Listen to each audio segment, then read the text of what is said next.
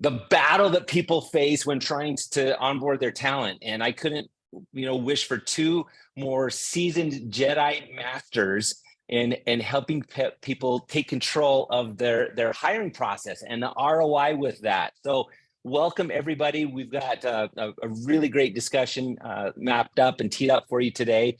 And with it being May the 4th, we just really wanted to wish you all good luck, and that you're going to take advantage of the force that's going to be shared with you today, and giving you some wise guidance and some good Jedi training in your quest to be a master Jedi when it comes to hiring and recruiting. So I'm very excited to have two of my favorite people on the call with us today.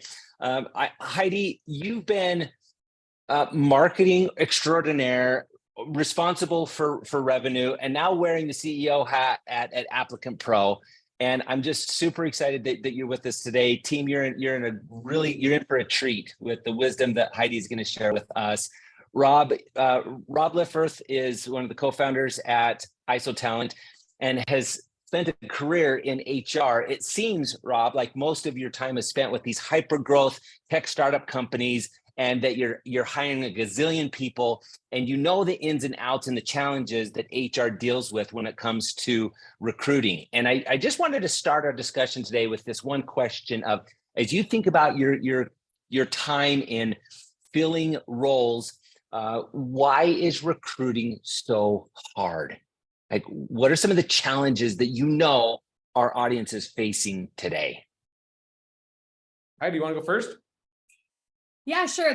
No, Rob, I want. Oh, you want Rob to go first? Whatever works. Rob, you go for it. All right. Okay. So from my perspective, there are two points that make hiring really, really hard. One is, if you don't have a good system where you get good candidate flow, you'll be beating your head against the wall it's just as maddening, right? You have to be able to get the candidate flow. And it's very complex. There's a lot of systems out there. There's a weird technical ecosystem. If you don't understand how to do it, like, you can't manufacture that without being an industry expert in recruiting. And then the other thing that has changed, particularly in the last 3 to 3 years, post COVID, the cadence and speed around recruiting and how fast you have to be to get the good candidates when they are in your process is different than what it was even 7 years ago. So if you don't adapt to that speed, you will lose, and it's the most frustrating thing, you will lose candidates time and time again. Yeah, we're definitely seeing that, and we're working with lots of different chain restaurants, and also gas stations. And what seems to happen with them, if they're not within minutes, these guys are taking other jobs. So it's not, sometimes you would think that this would be upper level talent, that there's more competition there, but it really does go across the full spectrum from entry level all the way up. And it's that speed is definitely something that we're seeing. And we've seen that ecosystem shift, like you mentioned, where there are more, there are fewer candidates that are actually available to take the open positions. And so a question that I get asked is, where did everybody go? Because it felt like we had candidates before COVID. Now, it was a little bit different because we had a really healthy economy, right? And so there were a lot of things that were happening. Jobs were booming, more businesses were flowing. And so there was a little bit of a mismatch there. But what we're seeing now is that after that flipped, and then you have COVID on the other side, what happened after COVID is that things didn't go back to normal. A lot of things changed within the hiring ecosystem during that time. So we like to think about it in an analogy around musical chairs. So you think about the game of musical chairs, there are fewer chairs than there are players, right? And so what happens there is, as soon as the music stops, everyone has urgency to sit down or to grab a seat.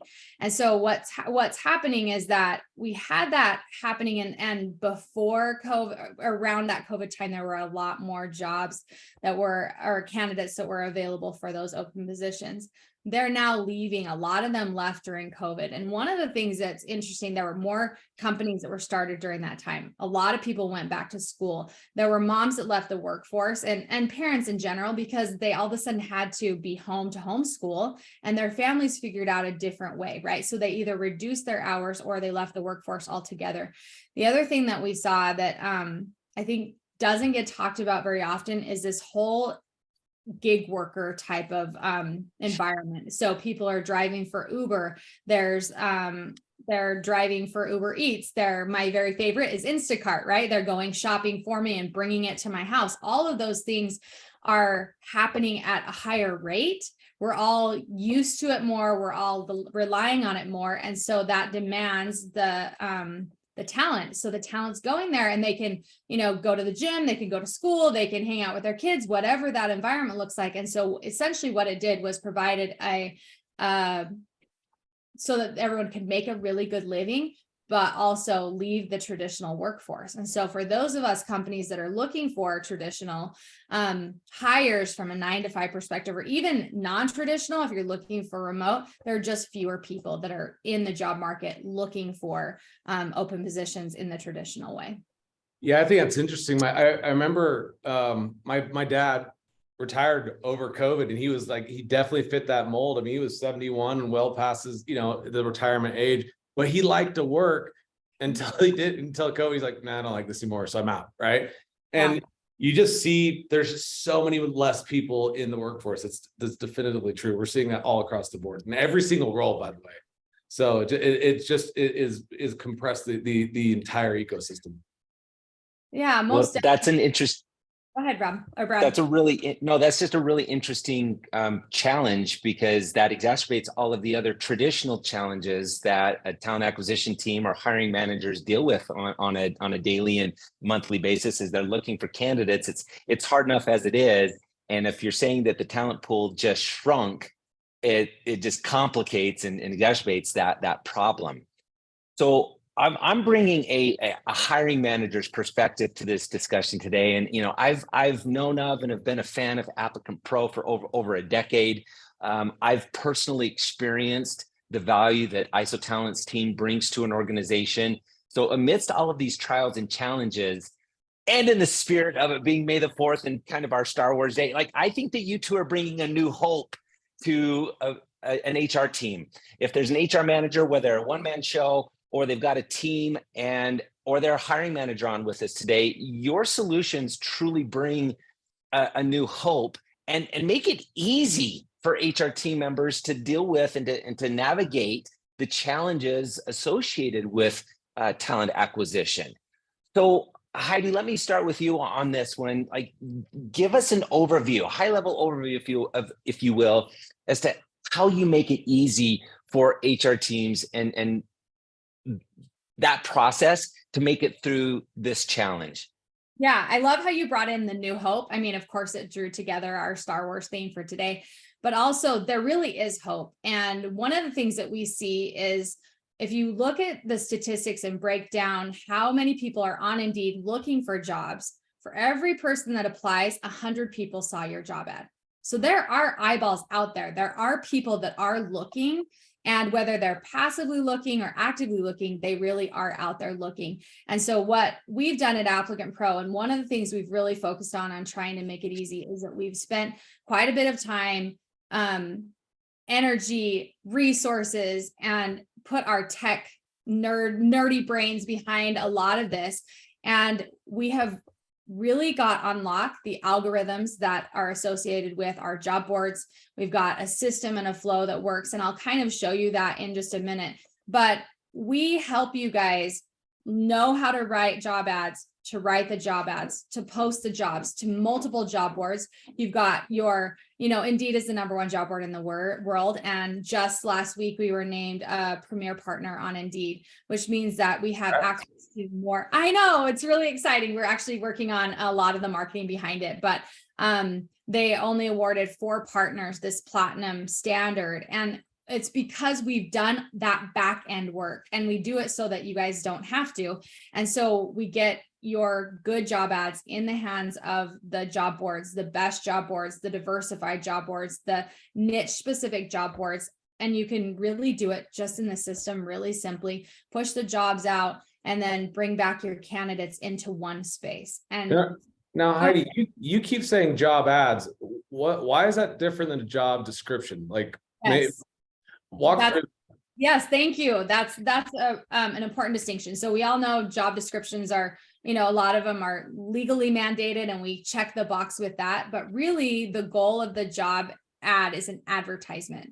What you want to do is to say the right words, connect the right things with the right people so that they will come and work for you. So it really is almost like a marketing piece that connects and makes it so that you get the visibility, especially on Indeed. They have this super complex algorithm, and what they're doing is getting all of these different signals. If someone clicks on your job ad, that's a signal that you're legitimate and that this is a good job. If it's timely, if it's relevant in there, all of those pieces are sending signals back and forth. And so it really is an advertisement that you're making. If you have a boring list of legally, a bullet pointed list of legal job description, it's not going to be something that will attract people to come and work for you. And that's really what you're wanting to do in those job boards. Now you can have a legal job description. We actually recommend just putting a link to it at the bottom of your ad so that you are able to check the box.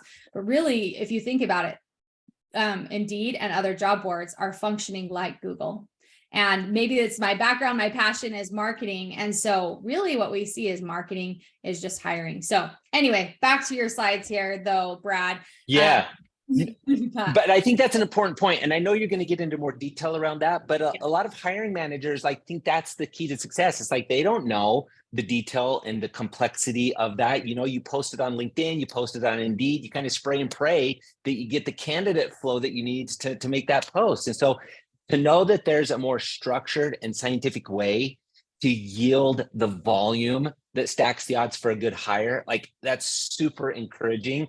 And I'm anxious for you to get into the details of that. Let's real quick, Rob, I want you to share your perspective from a high level. How does IsoTalent make it easy for HR teams and for hiring managers to get the talent that they need? So when you go through the hiring process and you can line all these things up and it's great. One of the challenges you run into is you can do all the right things and there are myriad things that can still stub your toe. So for example, you just hiring managers might not have bandwidth to go and do the actual hiring, right? That's one that we run into all the time. Hiring managers might have a hard time keeping up with, they have to scale up real quick. And so they just need help going in there. Or sometimes there aren't enough people applying for it. And so you have to go and take a different tactic and maybe more of a hunting tactic. And so when IsoTalent, when we set out to start this problem and fix this problem, it was focused around these harder to fill roles, but also from a cost perspective. We'll talk a little bit about that in a bit, but the costs made me mad. So me personally, as I was sitting in VP of HR roles in growing organizations, I needed a solution that fit, HR's budgets. We are traditionally under-resourced. And so we needed a solution that made sense for the resources that we have. And so that was what we did. And then as the pandemic hit, and changed where we can go and find talent.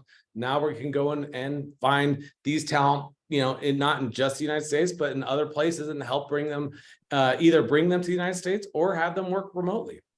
So anxious and excited to dive into that. That's something that I don't think a lot of people are aware of what's possible. So that will be a fun discussion. Okay, well, let's get into the specifics then.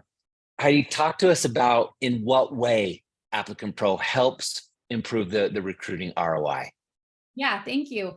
So when you think about ROI, and I've been privileged to be able to see this from a couple of different areas. And right now I'm looking at it from a business perspective, but also I've been on the same side as you guys as a hiring manager.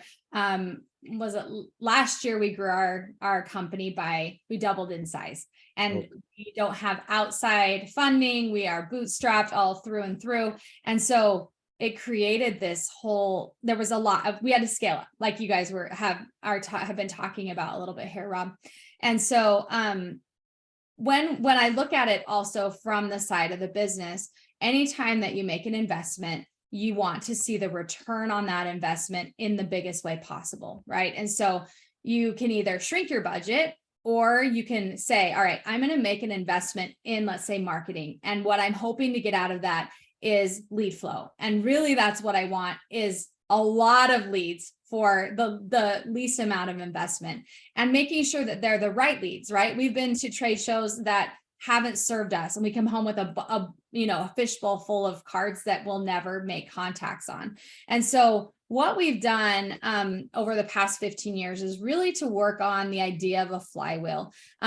Traditional marketing funnels will flow down, and we'll actually look at one of those. But what the idea of the flywheel is, it's part of the car engine, and it propels forward each step. And so what this does is, as you go around this flywheel, it will propel you forward. And so there are pieces on this flywheel that don't cost any money. There are tech pieces that can cost money. And so you get this balance of an initial investment in software, or, in usage of IsoTalent and their team. But then what you're actually getting on the back end is going to allow for you to grow your business, because if you don't have people in those roles, you're going to be missing out overall. And so you've got, this onboarding piece as well. If you onboard properly and you really are a good place to work, you're going to keep these people. But then how do you then take them and make them advocates of your jobs and of the business, so that they're out sharing as well? And so this is the idea. The talent engine is really the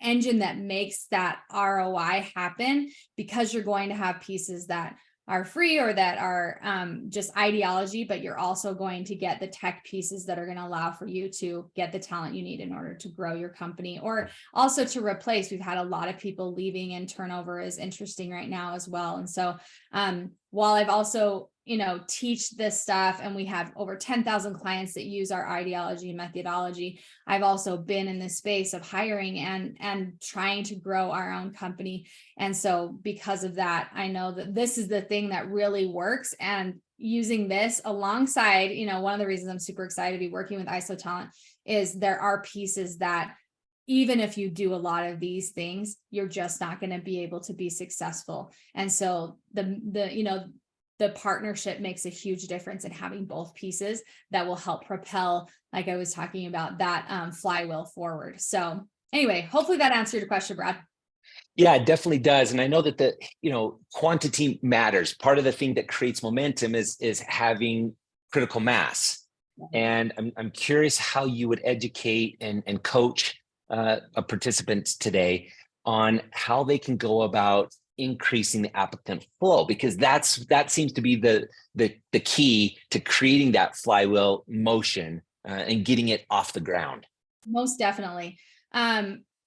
So when you think about hiring, Rod brought up the fact that sometimes you need a hunter. In this case, and what we're talking about here is the fisherman. And so what we're wanting to do is cast the net as wide as possible with our job ad to be able to bring those people in. And we're going to talk about these different pieces that kind of walk us through in order to be able to have this hiring optimization roadmap. What I hear all the time is, hey, do you guys have more job boards I can post to? Because that's what our thinking is that I post to Indeed, it's not working. Hey, do you have more of those things I can post to? What you see that's in here is the distribution. This is inbound, outbound. But what we're actually talking about is, let's go back a little bit further. This is one of the key differentiators that you can do today without buying ApplicantPro or anything that will make a huge difference. Rob talked about this a little bit earlier in our meeting about how this can help make a huge difference. So I want to start with this target analysis, and then we'll get into the job ad. And I'd love to hear your comments, Rob, on that. This target analysis, when you think about it, if hiring is just marketing, which is really what we teach and preach, is that you cannot target your audience without understanding who they are.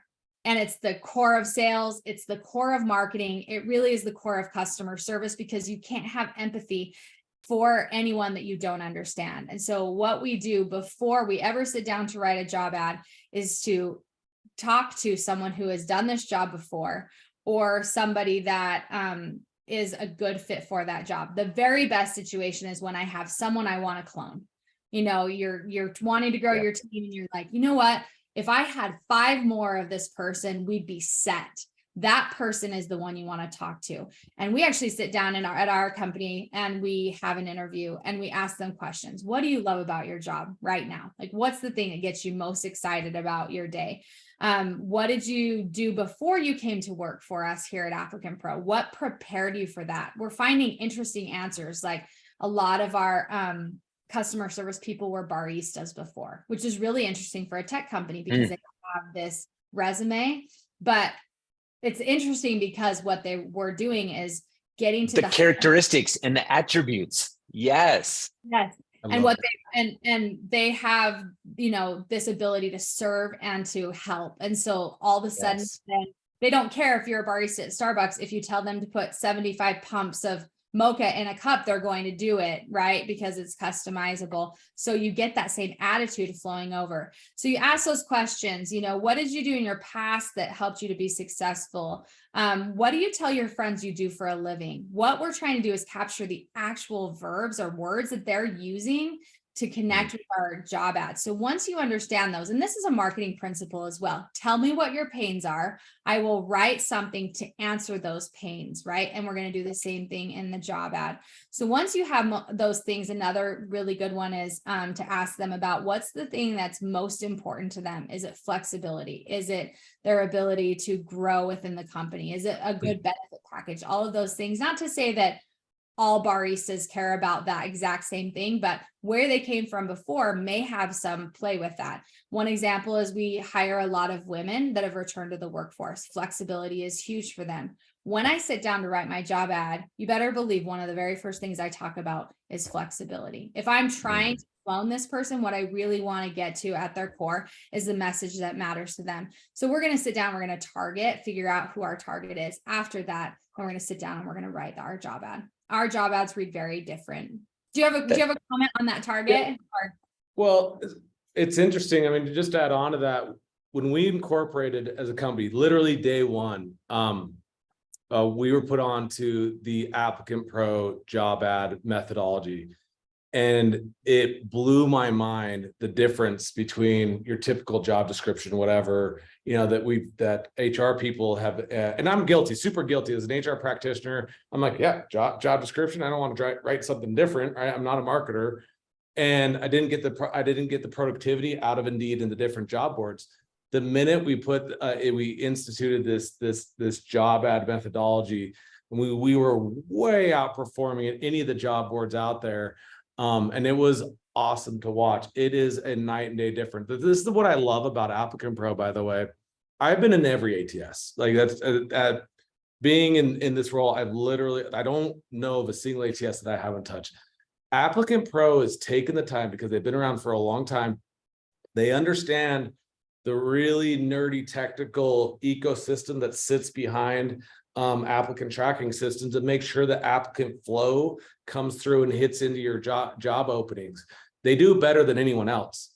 And they do it, you know, but my only call out is like, you should scream that from the top of the world, because nobody does it better than you. If you open a job ad in ApplicantPro, it will far outpace any other ATS out there. So they're so wonderful, their technology behind the scenes.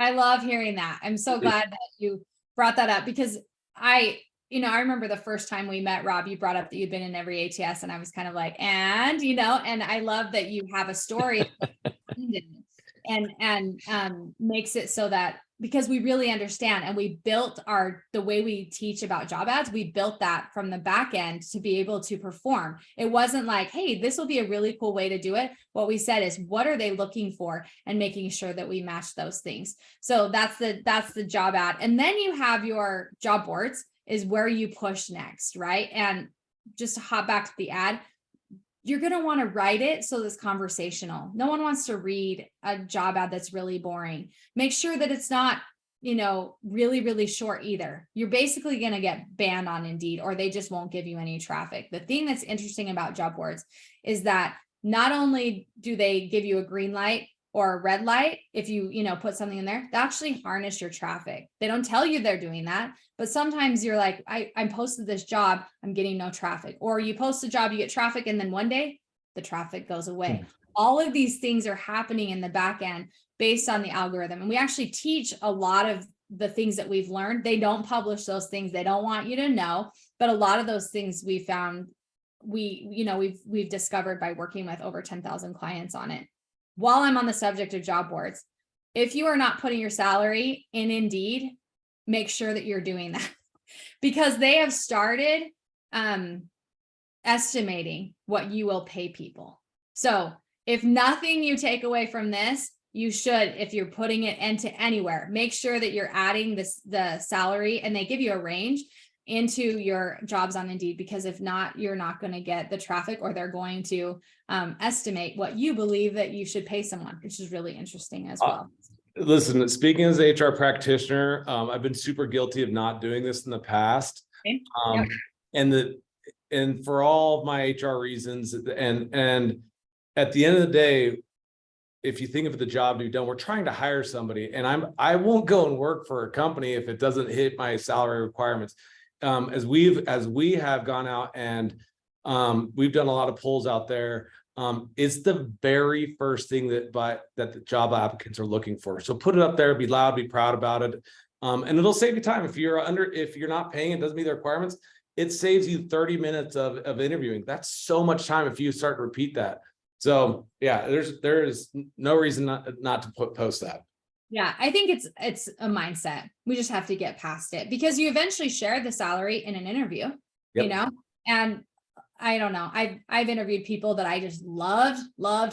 And then we asked for salary requirement, and I was like, well, thanks for coming in, because it's not a good fit, and I don't have budget for that. So Right. anyway, I think like we talked about, a lot of people want to jump to this inbound, outbound, right? We want a distribution channel.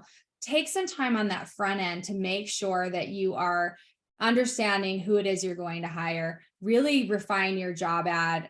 We'll share a tool that we have on how to write a killer job ad with Brad, Rob, and team, and they can send that out in the follow-up as well, so that you can follow our flow on that.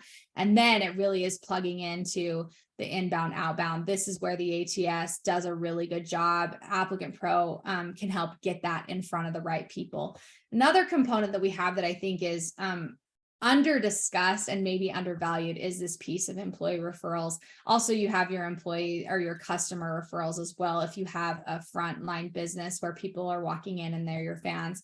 But employee referrals is our number one source of hire. Our employees love us. We give them a little bit of a bump for it. It's not huge. In fact, I would love to give, like we've talked about, incentivizing them more, but we don't need to. They love what they do. They love to talk about it. We just give them an easy way in the system. They get an email every single Monday with a link they can click on. It will take them to Facebook with a loaded up message. They can actually share it right there with their individualized code. So then it will draw them back. We don't even have to have, how'd you hear about us? It just comes in, and we know that Rob was the one that referred them over. So if you make it easy, you talk about it as a business. Even in our company meetings, we have a slide that's like, hey, welcome our new hires.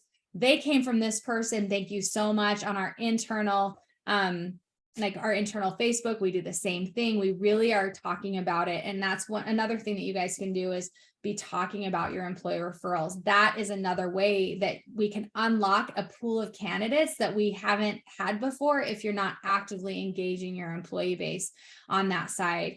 So there are ways, there is hope in order to get candidates. The thing that we need to be doing, though, is always iterating. And to go back to Rob's point a little bit earlier, a lot of you guys don't have time. You will post it and then move on and then come back in to see, who's in there.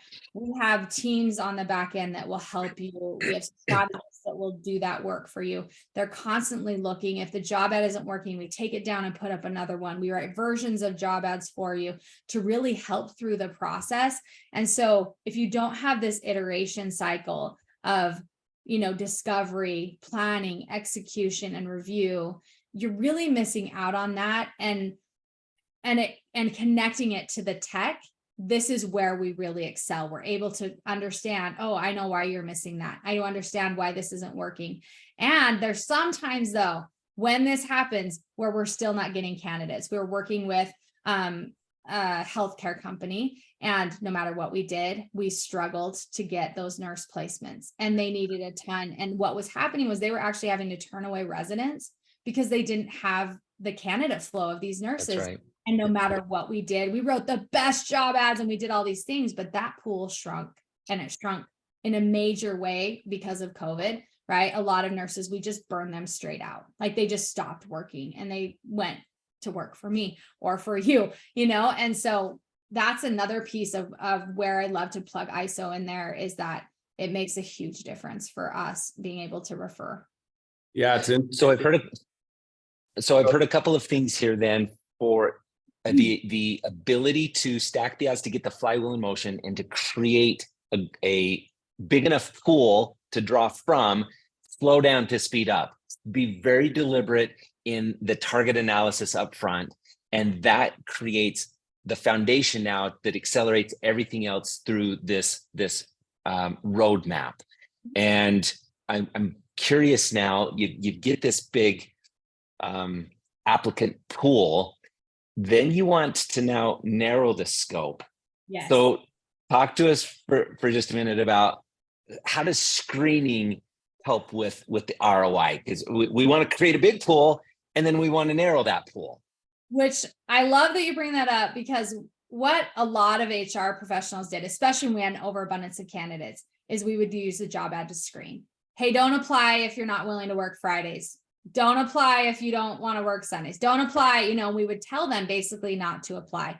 And so we would use that as a screening tool. Really what we're doing right now is we're tossing the widest net we can to open it up to those that will raise their hand, right? Once you do that, then you're going to be dragging in this net, which sometimes has a tin can in it or an old boot, right? Not to say people are that, but you got my analogy of the fishing. Yeah. And what it really is, it looks like this talent funnel, right? We want a lot of awareness, but we're not going to hire all those people, right? And so screening, that step above hiring, all of these pieces are other pieces that kind of go along with our Indeed conversation or other job boards.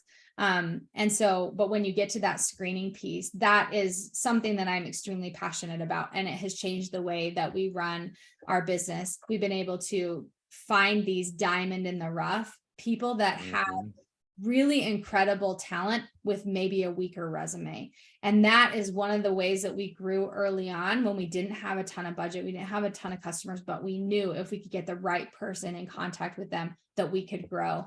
And so the screening tools are super powerful in the ROI, right? So you don't want to cast this huge wide net and then interview 75 people. That doesn't help you get that return on investment. So with ApplicantPro, we have screening questions or job questions that happen right on the front end, where you're going to, do they meet basic qualifications? If not, then they're immediately screened out. A lot of times you don't even see them. You're just going to see those that met that basic qualification. Alongside that, we do video interviewing as well that you can plug in. That makes it really easy for the team to navigate. We're all used to remote. In fact, it's easier to get that interview without doing the face-to-face, especially because we have ghosting, which is a whole other topic around in HR that you guys are all plagued with. But we've got that video interviewing. But one of the pieces, like I said, that has made a huge difference in how we hire is the pre-employment assessment. And the one that we use is, it helps us to have a benchmark, and we can create a benchmark of people that we love, similar to the cloning conversation of how you're going to build out your job ad. We're going to take those people and say, all right, let's create a custom benchmark based around these 3 hires that we love. And everyone that we're interviewing, we're going to put against them. And we will know at the end of their test if they're a 75% fit, a 95% fit, a 50% fit.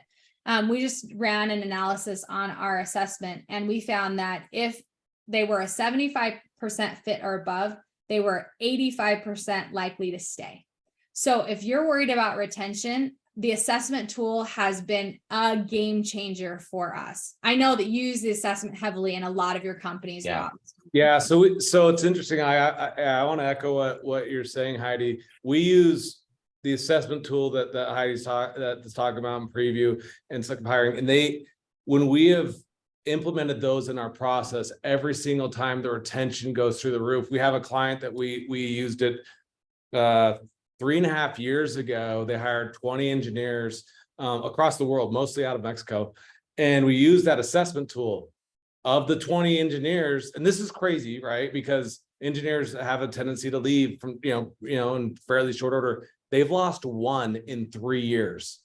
It changes the way, you can do so much more from a business perspective if you're not worrying about, the constant wheel of retention. It also gives you confidence to make those hires. If their resume isn't beautiful, you can also pull them in and you can get with confidence, know that they are going to be similar to the people that you were looking at. It was bringing up engineers. A lot of our engineers don't interview well. They just, because they are somewhat awkward. They don't like it. They don't like the setup. And so we use that heavily to bring them in and then discuss parts of their assessment. Hey, it says here that you are and more extroverted than our team. Tell me about that. Do you love being around people? It engages us in conversation and allows for help in that interview process. The other piece that we then have is we have this piece that gives us tendencies. It gives us motivators. It gives us all these different pieces that then we can manage to. So we use it when we promote people. We use it when we're having, conversations around performance. There's a lot of different pieces that come into effect that have helped me to run ApplicantPro in a way that I have confidence. I go into it. I bet I pull that pre-employment assessment on a weekly basis and look at people and how to engage with them and meet them where they are. I love that. Yeah, that's fantastic. So what I love about your world, Heidi, is how you stack the odds for teams to get quantity and quality of candidates to stack the odds for great hires. And even when that happens, sometimes it's still hard to find the right candidate. And I've experienced that personally as a hiring manager, where we had a ton of candidates. I had a coworker and I spent 12 weeks trying to find a product marketing manager. We had interviewed and screened over 80 candidates and didn't feel that any of them quite fit the bill. And we engaged and employed IsoTalent to come help us out. And within 3 weeks, they gave us 8 qualified candidates that met our criteria. And we made an offer. We got our hire, made an offer to 2 of them out of that. So it's just so interesting to me that even when you do everything right and you get all of the candidate flow, sometimes you still might need help. And Rob, I kind of want to transition out to, like, in what way does IsoTalent now help on the recruiting ROI when there's that unicorn role, or we're batting our head up against the wall, we've tried everything that we possibly know how, and we're still not having success? How does IsoTalent come in and help save the day? Yeah, so it's interesting. For the first 18 years of my career, I sat in an HR function, right? So I would manage recruiting departments, right? But I'm HR through and through. And there's a couple things, and always in these tech startups based out of Utah, we always had these tech startups, and I was asked to grow the company, exponentially in a very ridiculously short amount of time, right? From my first go that we took public was a company called Fusion. We went from 75 employees to 1,000 employees in like 22 months. And it was awesome and awful all at the same time. We had to find all these really weird positions that were, they were needles in a haystack. And so we you learn a lot of the things about how these processes go, about the technical backside of that, because that's my background. But as we built out a model, when I got done with those experiences, I would get so mad as part of that, where I would get a hiring manager be like, hey, the hiring manager that went rogue interviewed somebody that was amazing and said, here, we're going to hire this person, go pay $30,000 to this recruiter. And I'm like, oh my gosh, I could have found that. Like, I know who that is. I could have found them on, on LinkedIn or wherever. And I'm like, you just blew my entire budget for the quarter. And I would just be like, so unbelievably angry. And so, okay, I have to pause you for just a minute. This is hilarious. So as we're promoting this webinar, we ticked off a traditional recruiter that is, using the contingency model. And we got, an interesting dialogue back and forth. And as a hiring manager, it's like, look, no one likes writing a check for 20 to 30% of that person's salary, because you found that one person, and it may have taken you 6 months. It may have taken you 6 minutes. No one likes writing that check. And it's just hilarious to me that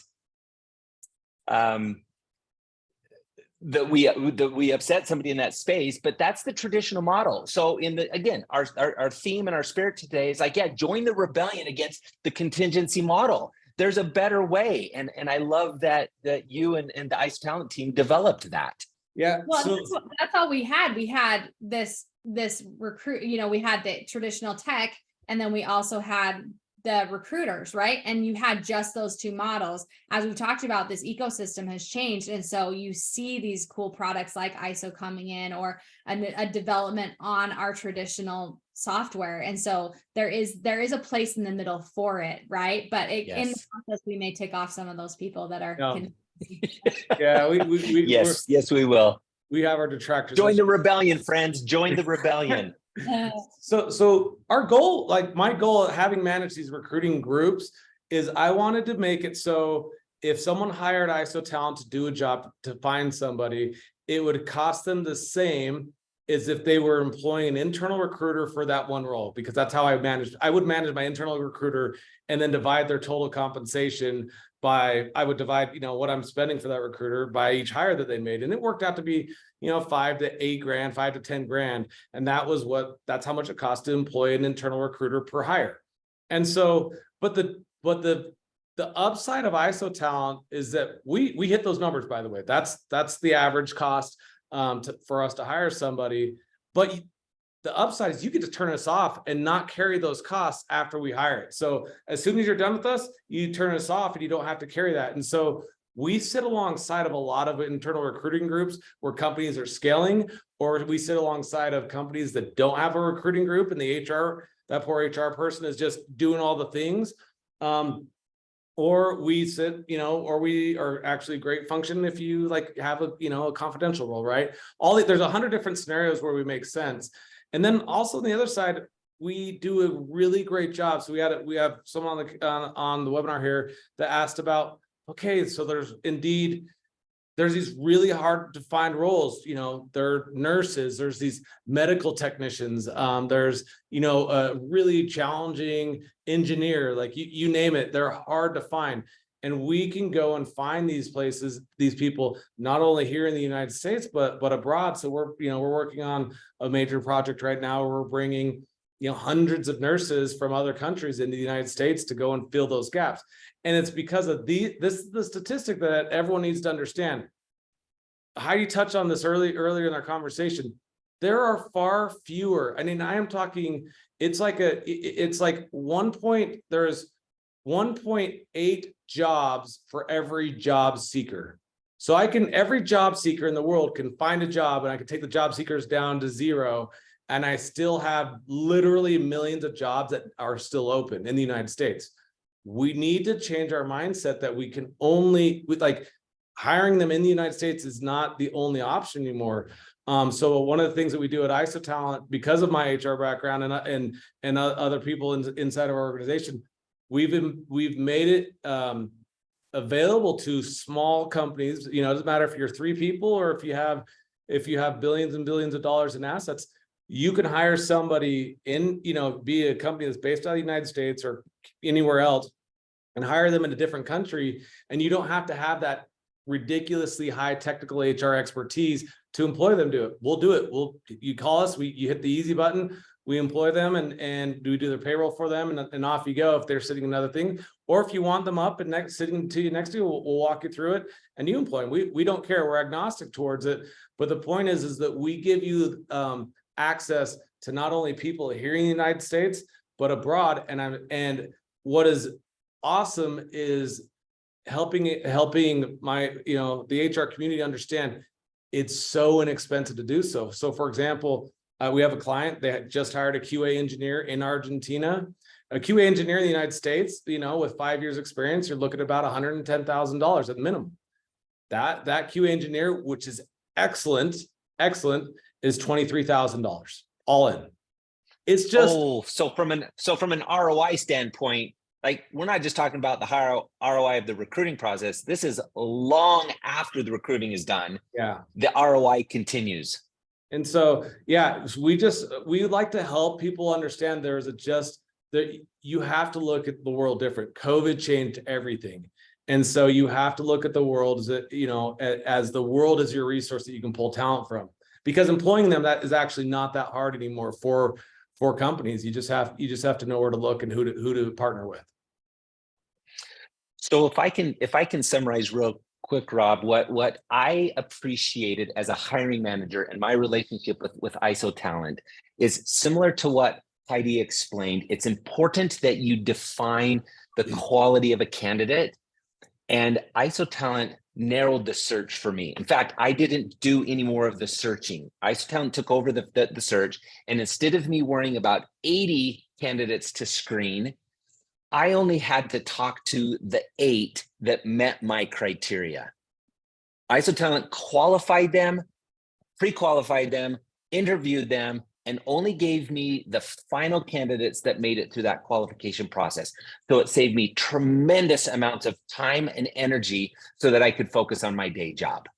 Those candidates then, exceeded the expectation to the point that we were trying to narrow it down to 1 and decided to make an offer to 2. So the quality, if it doesn't meet that criteria, it's rejected. And I have the ability as a hiring manager or an HR team to reject them. That savings is phenomenal, not just financially, but from time, effort, energy. One of the first things I did when I joined the IsoTalent team in September of last year is I went on a listening tour, and I met with most of our clients have an HR team and a talent acquisition team. And I loved hearing consistently from customer to customer them saying, Brad, your team at IsoTalent is an invaluable extension of our team. So being able to lighten the load, be a team, being a company's backstop for when they need additional resources and support, it's really cool to be part of that brand that I experienced first as a customer, and now getting to come in behind the scenes and see how the magic works. I just love the impact we have on HR teams, but on organizations in general, allowing them to explore options that weren't available for them 2 years ago, 3 years ago. And I love that experience that I've had both outside and now inside of the organization. So sum up for us, Rob, like from your perspective, again, how do we make it easy? How do we address the ROI?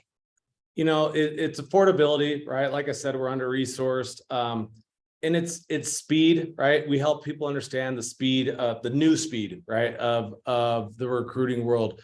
Candidates are on the marketplace for it's 18 days. That's the average time right now. So we help companies understand they have to change some of their processes to get through faster. And then access to these talent pools that you traditionally don't have access to, right? As we go throughout and go to the global on the global side. And then, the last thing is, and this is important, right? I love the marketing angle that Heidi talked about is there's an employer brand that we help with, right? So we help increase your employer brand as from an HR perspective, whether it doesn't matter if you're a business owner, or in the HR organization, or whatever it may be. Like if the candidate has a good experience, a bad experience, they're talking about your brand. And so as an extension of that brand, we want to make sure that they have the best experience possible. Oh, I love that. Okay, so friends, we've talked a lot about the challenges that are involved with hiring and with recruiting. It's a massive energy suck. There's a lot of things that can go wrong. And you've heard some brilliant solutions today on how to stack the odds for your success, both from slowing down at the beginning to speed up, making sure that you have that not just the job description, but what makes winning predictable, slowing down to get that ad correct, and applying marketing principles that create momentum for you, that give you critical mass in your hiring and your candidate pool.